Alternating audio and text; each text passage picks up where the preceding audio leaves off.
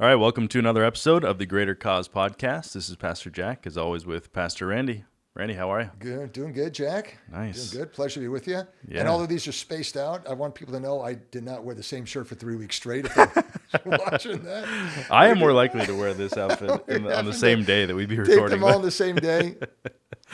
So what we're going to talk about and continue talking about from last couple weeks is church unity, how to develop church unity, essentially how to demonstrate the church's unique character by our unity. And Christ says that. He says it's to be evangelistic. You're to demonstrate to the world something different, reflecting the character of God, reflecting the person of God, even in the Trinity, by having a common goal, by living out that common goal in your Christian character. Your goal is the gospel. Your character ought to reflect the gospel. And then last week, we talked about how to develop unity, you celebrate the diversity that isn't connected to gospel truth, right? There's not going to be any diversity in gospel truth. We're all going to believe the same essential core things. But in those other things that make us up as people, our skin color, our gender, some of our interests, these kind of things, those we can celebrate because we can have diversity in those things while we're unified in both the truth that we believe and the Savior that we're pursuing. Absolutely. And so why don't we continue now some of the ways that we can continue to contribute to the unity of our church. Yeah, sounds good. So number one, we said we need to be following the same goal, which is the gospel. And the gospel and the glorification of God and gospel-centered living, which again, in theory, make sure we're going in the same direction, that we're pursuing God, we're pursuing Christ, that we are seeking to win the lost to Christ, and that we are seeking to grow in Christ likeness. Romans 8:29, that is God's greatest goal for us, to see us become more like Jesus. Therefore, we exist as a church. When we gather together, this is not for the unbeliever here on Sunday morning. This is primarily for the believer, that we might be encouraged, we might grow in our walk with Christ. Number two, that we would live it out, not just in theory, but we live it out with the Holy Spirit working in us, producing the fruit of the Spirit. Galatians 5 talks about that, verses 22 to 23, very clearly. Fruit of the Spirit is love, followed by joy, peace, patience, kindness, all the way to self-control. You know that list. And if we can do that, Jesus traits. You weren't just saying you know the thing, were you? What's that? You know the thing. Yeah, no. You actually do know it. I was reading through Hebrews actually with my wife, and the writer of the Hebrews kind of does that quite often. It says somewhere in Scripture. Somewhere in there, you know the thing. But those guys half these guys didn't have scrolls, right? And we got these Bible programs now, so we're at a little bit more of an advantage. And the sad thing is, they knew the Bible better back then than we probably do today. Yeah, makes us lazy sometimes. So if we live out satanic traits, we will be disunified. We live out Jesus traits, we will be unified. Yeah. Number three, we want to champion, as you said, diversity. We want to respect people the way God has made them. It's the fall. We look at the leaves outside, right? Yeah. And we're like, what makes the fall so great? The leaves look different shapes, different colors, maybe even different smells. I don't know, but they're different. And if they were all exactly the same, autumn would not be as exciting and as attractive. So why do we enjoy that, but we don't enjoy people that are made in different colors, shapes, sizes, and maybe even smells, Jack? Why don't we enjoy that as well? So that is not what unifies us. What unifies us is the gospel, and therefore Scripture. So we're going to look different, we're going to act different, we're going to think different, we're going to have different talents, different hobbies. We celebrate that. Even different convictions on certain issues that are non-salvific, that are not biblical. We respect each other. We talk about it. We discuss it. We might disagree, but yet we can still be unified and respect each other. So let's move on. Number four, we need to follow leadership. And that's always a weird one for me to say, being a leader of the church. Yeah, you're a leader, so that seems just do what I say. Self-promoting Period. there. Yeah. Period. It's a weird one, but I only say it because it is biblical and it is necessary. Yeah. So Ephesians 1 talks about the cosmos, everything structured in such a way that it's under Christ. So when we're told in Romans 13 to submit to government, because God appoints government, and when we don't submit to government, we're basically rebelling against God. Right? And all the leadership spheres are working in the same manner, that God has set up leadership in our lives to show his supremacy over creation, especially in marriage, to show an illustration between Christ and the church. We have these roles within marriage. We have them in government. We have them in the school, a child and a teacher. We have them in the workplace, a boss and employee. Yeah. And we have them in the church between the pastors and the congregation. Yeah. And the only way we're going to work is if there is someone at the helm that is not only taking responsibility for the direction of the church, or in our case, it should be a plurality of elders, right? Mm-hmm. But also someone that is charting the direction. Right. So, of course, Jesus is the head of the church. He is the shepherd. We're just under shepherds. But someone needs to chart the direction. Mm-hmm. Someone needs to make tough decisions. Someone needs to be a leader. And if that weren't the case, why does it say in Scripture that God has given his church all different types of gifts? And one of those is leadership. Right. And not just at the elder level, but at all levels. Mm-hmm. You know, when we do it used to be VBS, now it's Good News Club. Grace Kids Camp. Grace Kids Camp. I can't keep, you guys keep changing. You're not the children's pastor. I'm the children's pastor. Come on. I'm still calling it a one. I haven't got to Adventure Club yet. I think I've called Disciple. I'm using Disciple Town still. You are all over the place. You're lucky you're not the pastor. I can't the children's even keep pastor. track of all these changes you're doing. But even at those levels, decisions need to be made. Yeah, you need leaders. And if you don't have leaders, the military's proven it. I mean, clear chain of command, it goes up to the top of the line. And you need leaders in any organization, any business. There needs to be leadership. A leadership needs to family.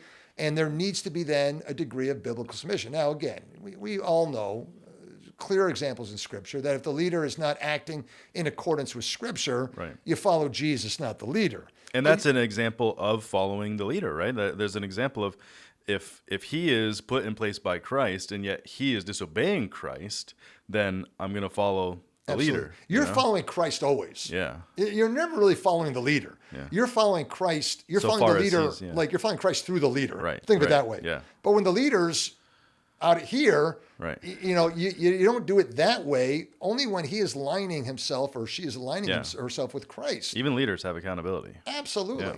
So we're always going underneath, and we're never, our ultimate leader is Jesus. We're never disobeying Scripture. Right. But yet there has to be someone that sets the course of direction. Mm-hmm. And that's why it's so important we see in Scripture to make sure who we appoint to be our leaders. Yeah. Because if you have bad leaders, it makes it very difficult to submit to them. Right. So good leaders are servants. They love the church. They put Jesus first. They're above reproach in character.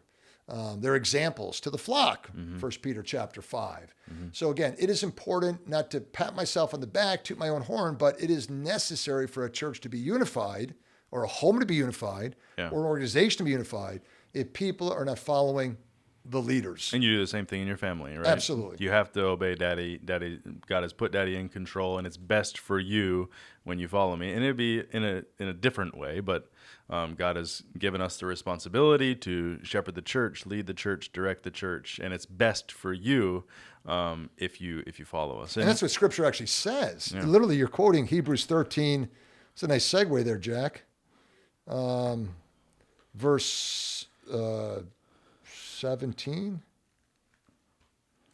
Yeah. Obey your leaders. So again, this is a command. Submit to them. They keep watch over your souls as those who will give an account. You know, when the church is making all these decisions, you might not like them. And again, every good leader will listen to the people under them. Every good leader should be praying about this. Every good leader should hear the input of anyone in that congregation. Right. But the bottom line is when a decision's made, you're not the one that's going to have to give an account for it. The leader will. Right. So give the leader some slack and support the decision that they're making, because they're the one they're going to, I can't go before God and have God say, well, why'd you do that? And my response is, well, we just took a vote and that's what the church wanted. Right. That's not leadership. Let them do this with joy. Right? There you go. You know the stories we hear from pastors. Yeah. Not with grief, and here it is, what you said.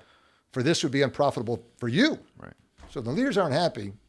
It's hard to be a leader, and then that hurts the rest of the church. Yeah. So it's important to understand a leadership structure. God has implemented that. He speaks of it throughout Scripture. He uses leaders. There's examples of good leaders and bad leaders in Scripture. But what we're looking for are leaders that are setting the course. And if we don't follow leaders in whatever organization, I know we're specifically talking about the church, we will not. There's no way Right. we love unity. Yeah. Basically become the time of the judges, where every man does what's right in his own eyes. Right. Yeah. So we got that would goal, be number 4. conduct, celebrating diversity, leadership. Now 2 more. Respecting. I'm getting a little off the normal ones here, but respecting general consensus. You like that one? Interesting. It doesn't. Does that work for you? No, It sounds kind of bad, doesn't I think you make it sound bad, Yeah. right? For a purpose. Yeah, it sounds provocative, bad. right? Yeah. Respect. What that means, Jack, is we just go with the Majority flow. rule. We Majority rule. rules. That's what You you're know, we do whatever people want. We give them whatever they need. Yeah. You know, if they're tired of hearing God's word, we'll just tickle their ears. If you know? want unity, please Absolutely. men. That's what you're If saying. they don't like the words repentance and sin and hell and God's wrath, we just don't use those them. anymore Okay. around here. Okay, that makes So sense. and you're gonna have unity, won't you? I don't think you will. Because actually, you appease everyone and then Right. everybody's happy. Right. Yeah. That's not the case, is it, Jack? Not at all. Yeah. So, of course, we know that those things are not the case. The fear of man brings a snare. We're accountable to God, not to people. We need to make decisions that are best for the church, not necessarily what the people want. And oftentimes in Scripture, you saw that with the Israelites, they would always want the opposite of what the leader should have been telling them to do. And many times the leaders gave in, and that brought just trouble on the entire congregation. Yeah. But what we do care about here, though, Jack, and here's where I'm going with that, is we need to respect collective thought. Okay. So we have, again, that's why I put this kind of near the end of the list here. We have general agreement on the gospel. Mm-hmm. That's what's preached. Yep. That's what's taught. Yeah. Those are the pillars of our church. Sure. But there's also things, Jack, I'd say that we do here at Grace that are unique to our church. You know, I've used that word quite often, church culture. Mm-hmm. We have a culture here that we've established. Not a cult-like culture, not a clone-like culture. That's what all cults say. But a culture that is profitable and good. Every family has a culture. Every good family has a culture. Right. Of what works, what doesn't work. Every family does it. Mm-hmm. And we have a culture at church as to how we do things. Mm-hmm. And it's a culture that everyone likes. And what I'm trying to say by that is it might not be a biblical decision. I mean, not either wrong or right biblical, just gray area. Masks, let's say. Yeah, wearing masks is a great example.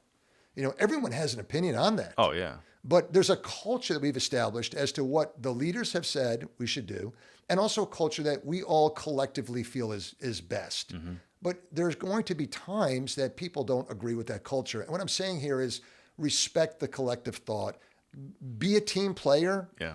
Go with the flow. Don't always have to have it your way. If you're going to pout and always want it your way, you're living sub-Christian a way of life, because the whole thing of the Christian life is Philippians 2, to consider other people more important than yourself. We don't have to keep saying this, but we're not talking about central gospel issues. We're talking Clearly about not. these. We were at the aquarium the other night or the other morning, and each kid wanted to go see different things, right? And it was on repeat. Just go with the flow. We're gonna get there. We're gonna do these things. Just go with the flow.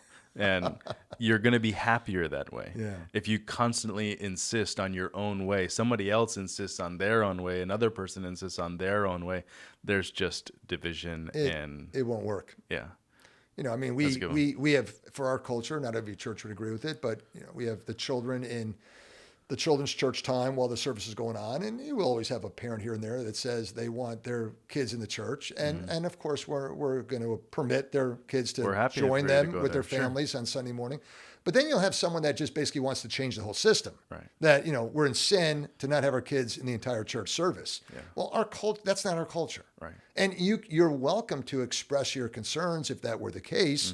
Mm-hmm. And obviously we'll listen to you. But the answer is, this is the way we do it here. Most likely we've thought about the things. We've thought about it, and if we haven't, we will talk about it. We will pray about it. Mm-hmm. But I can tell you right now, that's probably not going to change. Right. And it's like, then just let it go. Don't buck the system. It's not a sin issue. You know, how often you celebrate communion. I even jotted a couple, whether you have pews or chairs, what ministries when we have worship times, you know, what times the worship services are. One thing I think that people need to start bucking against more is no coffee in the sanctuary. Yeah, that's that part of the one, I culture. think, that one. And you know that bringing that one up is not going to work too well with me, because my opinion is no coffee at all in the church. So I am submitting. This is a good example. Yeah, you were a coffee Jack. teetotaler. Yeah, you set me up nicely. I am showing my humility by allowing you guys to freely drink coffee against what my personal convictions might be. Don't do it in your presence. Absolutely. Is all you're saying. I'm not even going to say it's causing me to stumble. I'm not going that far with it all. Right. But you know, there's a degree where we just can't take our bat and our ball and run home every time we Yeah. don't get our own way. Yeah. You got to, I use it, go with the flow. Yep. You got to go with the flow. You got to say, hey, this is what the church likes. If I set, I mean, we have like 1,000 people that call this place home. And if I sat them down and I said, write down 3 things you like to see different about the church, I don't think it would take long. I think everybody could probably write 3 things. Yeah. Because we all know maybe we can't identify the 3,000 that we like, but we can identify the 3 we don't like. Right. And Right. for them to write that down, I'm sure they can come at least with 1 or 2. Yeah. And so we all would like to change things. I'm sure my wife, I would like to change things, and I'm the lead pastor of the church. But there's a degree where this is what works for the family. This is what the majority like doing. Right. So we'll continue. I mean, good example would be we were thinking about moving the services back inside like 2.5 months ago. Remember that? Yeah. And there was like this little mini outroar of like, No. We like it outside. We can watch our kids easier. You know, Right. it's nice. We don't have to wear masks, Yeah. right? Yeah. And what did we do? For the sake of the culture, Went with the flow. we went with the flow. And we said, okay, we'll stay outside. We stayed Yeah. until it was 50 degrees. Still preaching the gospel. I know. Still calling people to repent. And there's still a few people saying, I wish we were still outside. I'm like, it was in the 40s last night. Yeah, those people are from Alaska, I think. So, all right, one more. Last one, and I think it goes without saying, is just simply be humble. It ties in with number 2 a little bit there, but go to Philippians chapter 2. Like a sword drill we have, Jack. You and I. Yeah. Quick race. Who's going to find it first? Wonder if our kids would be in us. Philippians 2, 3 and 4. Do nothing from selfishness. Now, if we can just apply this, we'll have a Yeah. unified church. Nothing from selfishness. Right? Why do you have disunity? Oftentimes because of pride. Or empty conceit. Here it is. But humility of mind. Okay, now, again, what does that mean? You can't state it any clearer than this. Regard one another as more important than yourselves. Yeah. If we could all come in that attitude, with the attitude that says, this is not about me, this is about the Lord first and foremost, and the people in this church are more important than me. I'm last on the podium, so to speak. I'm in last place on the podium, and I'm speaking about pastors and everybody else in the church. And joyfully so. Yes. Don't merely look out for your own interests, but also look out for the interests of others.